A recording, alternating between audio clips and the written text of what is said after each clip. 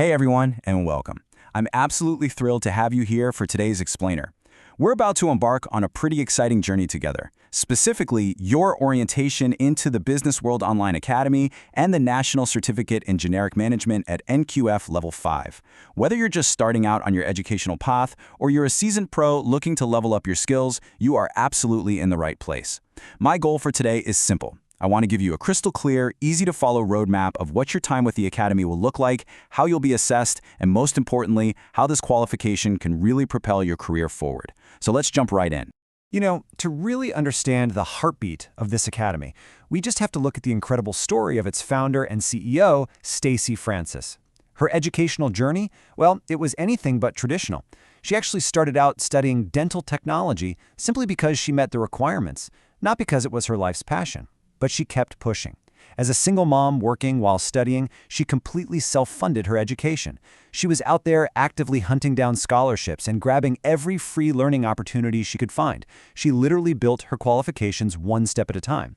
Her deep passion for business, marketing, and skills development is the exact reason this academy exists today. It's all about creating accessible learning opportunities that actually empower people to grow.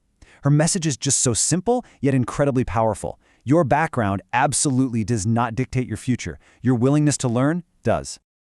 Okay, let's dive into our roadmap for today. First up, we'll officially welcome you to Business World. Then we'll talk about climbing the NQF ladder, followed by a deep dive into the Generic Management NQF 5 qualification. After that, we'll unpack the assessment process, and finally, we'll wrap up with what it means to become competent. So, starting with Part 1, welcome to Business World. The entire foundation of this academy is built on a really important understanding. As adult learners, you guys are juggling a lot. You've got full-time jobs, family responsibilities, maybe you're even running your own business. And that's exactly why Business World specializes in accredited training programs that actually meet the demands of our modern economy. You'll be engaging with a really diverse portfolio of qualifications that are fully accredited by various SETAs, that's Sector Education and Training Authorities. The whole curriculum is delivered in English, and it focuses heavily on practical, real-world skills that you can use immediately. Plus, most of these national certificates, including the one we're focusing on today, are designed to be completed in just 1 year. It's an incredibly efficient, highly focused way to gain recognized credentials without putting your whole life on hold.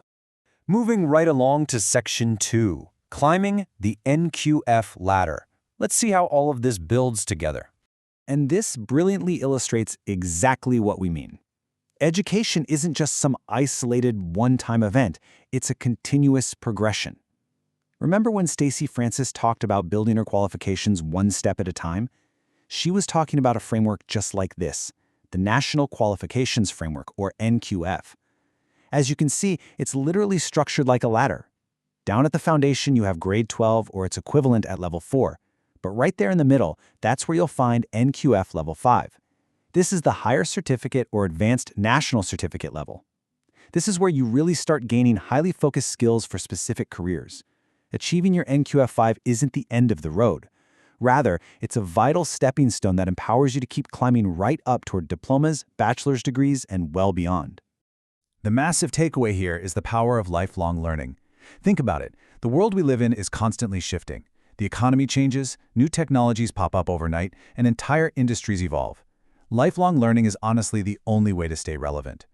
Every single step you take up that NQF ladder opens up brand new doors for you, completely regardless of your age or what path you originally started on. Which brings us to Section 3, Generic Management NQF 5.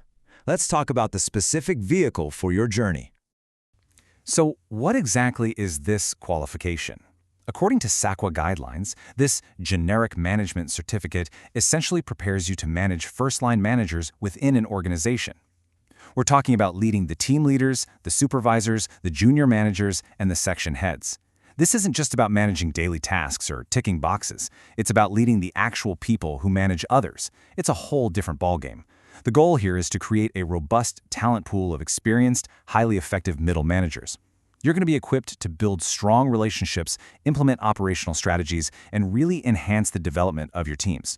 To make that happen, the curriculum is broken down into 5 core domains of management. First up is leadership. This is all about capitalizing on the unique talents of your team members. Second, we have managing the environment, which means understanding the regulatory frameworks and operational strategies around you. Third is managing relations, basically how to communicate effectively both up and down the value chain. Fourth is managing knowledge, where you'll apply key principles of risk and financial management. And finally, number 5, the practice of management itself. Because these are generic competencies, the beauty of this framework is that whatever you learn can be seamlessly applied and contextualized to pretty much any sector or industry you end up working in. It's incredibly versatile. All right, on to Section 4, the assessment process explained.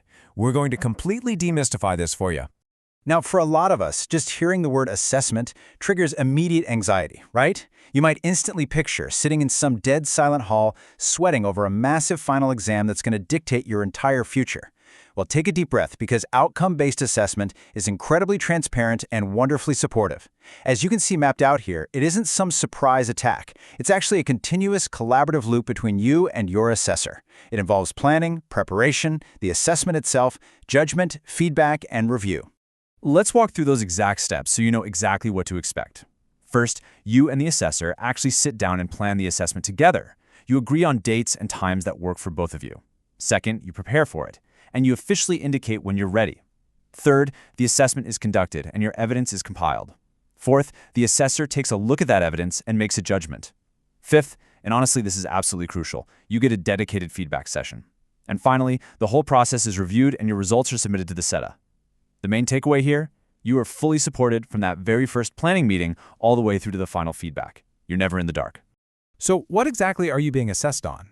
Well, instead of one scary exam, you'll be compiling what's called a portfolio of evidence, or a POE. This is a mix of things. It includes formative assessments, which are essentially the everyday class activities and workbooks you do while you're learning. It also includes summative assessments, which are made up of knowledge questions, a logbook, and practical activities where you actually prove you can do the work in a real-world setting. All of this evidence has to meet what we call the VARCS criteria. That's a handy acronym that means your work must be valid, authentic, as in it's actually your own work, reliable, current, and sufficient to prove you've got the skills. It's a much more holistic, fair look at what you can actually do. And that leads us perfectly into our final section, becoming competent. So, the crucial point here requires a bit of a mindset shift, especially if you're used to high school grading systems or traditional university setups. In traditional grading, you know how it goes. You might take a test, get a 55%, and technically scrape by. But in outcomes-based education, or OBE, you aren't just handed a percentage. Instead, you're assessed against very specific criteria, and you are deemed either competent or not yet competent. You actually have to meet all the requirements set by the unit standard to get that competent stamp.